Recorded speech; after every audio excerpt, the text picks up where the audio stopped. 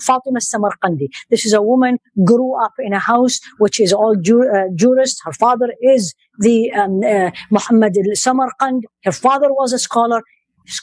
Husband is a scholar. But she was unique that everybody came to her and take her opinion. And when she signs the fatwa, she doesn't put her name, I did it, I'm like him. She put her husband first and then she put. Because it's not about you or me. It's about what pleases Allah subhanahu wa ta'ala. One. Second one, Fatima al-Fari, not a scholar.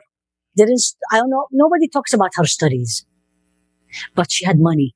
She used it to spread knowledge and ended up in having the first institute in the world to give degree up till today. That her name is in the UNESCO and her name is in the Guinness Book, World Book.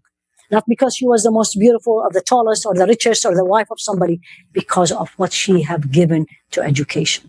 Then you have the third one, Aisha bint al-Shata. And this is a woman who grew up in a very circumstances against women education. Small village in the 1900s. I mean, those of you from Egypt, or if you have friends from Egypt, ask them, what does it mean today?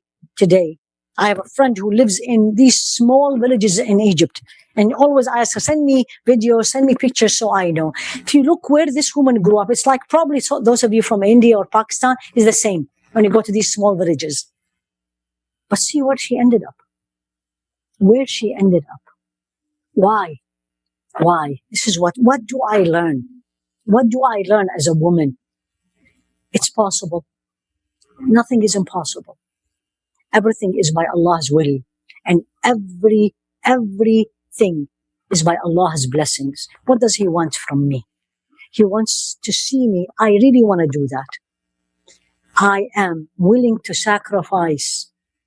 I'm willing to sacrifice. I am willing to give efforts. And I am willing to take whatever it needs to reach. And I have a goal. This is what I want all of you, my beautiful sisters. Have your goal more than just what everybody else has. You know, when everybody now talks about vision, everybody talks about vision. What is your vision as a woman? As a Muslim woman, what is your vision? What do you want to be? The point is make sure you leave a footprint. But the footprint doesn't come free of charge. Nothing comes free of charge. You need to sacrifice. Sacrifice your comfort. Everybody's sleeping. You get up. You pray to Allah subhanahu wa ta'ala. You review your Quran. You learn. So when they wake up and the rat race and the day starts, you've done it.